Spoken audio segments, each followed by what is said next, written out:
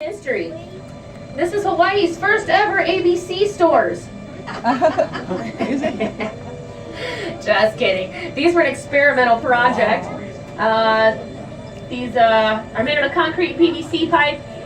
Placed them down here to see what types of corals they could grow, what type of marine life they could attract.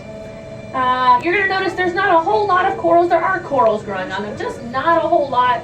Not as much as we originally hoped for, but that's the purpose of the project, so that way we learn what elements let those corals grow the best. Stingrays. Oh, we got some rays? Yeah. Some stingrays up there. Oh, spotted eagle ray starboard side if you look up. That way. Taking your word for it? I couldn't see them, so. Yeah, there were. There's two of them. There's two? Yeah. Shit, okay. Yeah, they did a 10-year study program on those Hawaiian pyramids, and they developed the theory that the concrete might be a little too acidic for those corals, so that's why there's not quite as many on there as what we have on some of our other structures. But again, that's the purpose of us doing that study, so that way we could decide what other things to place down here to let the corals grow on. So we are making our way to our next set of reefs now, especially on starboard side. I'm seeing a lot of those Halimeda seagrasses. A lot of people think it's seaweed. We actually don't really have seaweed here in Hawaii. It's seagrasses. But it is a favorite snack of the Hawaiian green sea turtle. That's actually how the green sea turtle gets his name. So they are omnivorous, especially when they are younger. When they're younger, they love to snack on jellyfish, small shrimp, things like that. But as they get older, they lean more towards a vegetarian diet, or at least the majority of their diet is all the green leafy stuff. So they eat so much of it, the chlorophyll in it actually makes their fatty tissue green. So that's how they get the name, the Hawaiian green sea turtle. Okay. Alrighty, here we go. Starboard side. Don't worry, port side. Once we're past, we're going to turn right back around so you folks can see it too. These are called our Japanese reefs. It's a big fish. Oh yeah, the really big fish, those are called ulua. They're a type of trevally. In Hawaii, the big ones like that, they call ulua. Oh wow. But we call these our Japanese reefs because they come from the Asahi Chemical Corporation in Osaka, Japan. So these structures are used in Japan to grow edible seaweeds, like the nori seaweed that you would get at sushi places, or the wrap that goes around the musubis that you find at the ABC stores and 7-Elevens here. That's the type of seaweed that would typically grow from these, but again, we can't grow seaweed like that here in Hawaii. So we're just using them as a coral farm.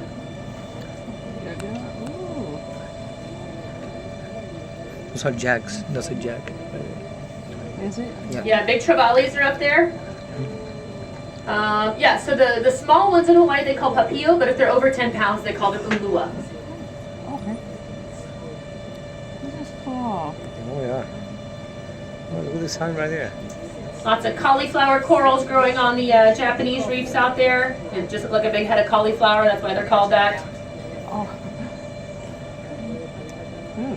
Most of our corals in this area are, we have mostly stony corals. We do have a couple of soft types of corals, but for the most part they're stony corals. And they are the cauliflower corals and the lobe corals. And you guys are probably not seeing the color on these corals like that you were probably hoping for. But you may have also noticed that the color of your clothing has changed since we dropped below the ocean surface, especially if you're wearing something red. It's because of color absorption.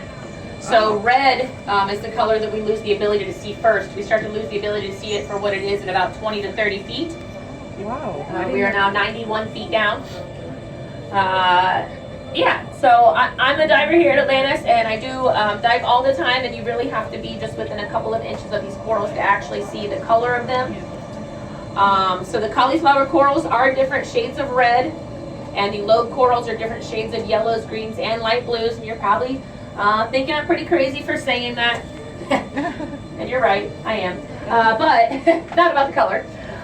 So we got a picture of the American flag up here, and we all know what color these stripes should be.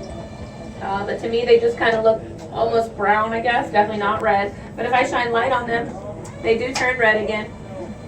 So That's pretty neat. Oh. just this. No. Big old fish right there. Mira. All right, so we don't have any lights on the outside of the submarine. So that's why we're unable to see those colors for what they are. But we don't want to start shining light on them just to prove the color of them. Like I said, we started placing our structures down here in the late 1980s to help promote coral growth, to give Mother Nature just a little bit of a boost. And we just want to keep it going in that positive direction. We don't want to offset any of the balance of the ecosystem. All right, so we are turning around here.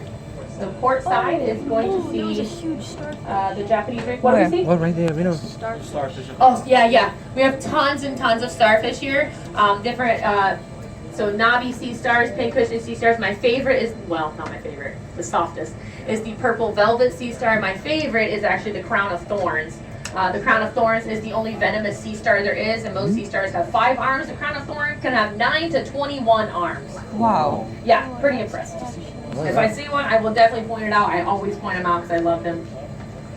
Oh, I see this knobby sea star down here now that you were talking about. Yes. There's also a purple velvet sea star just a little to the left of it.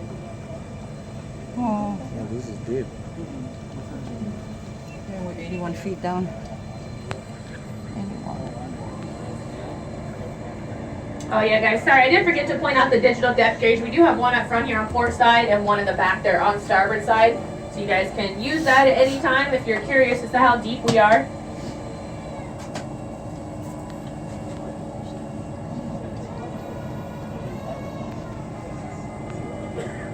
I don't know. It's a big rock.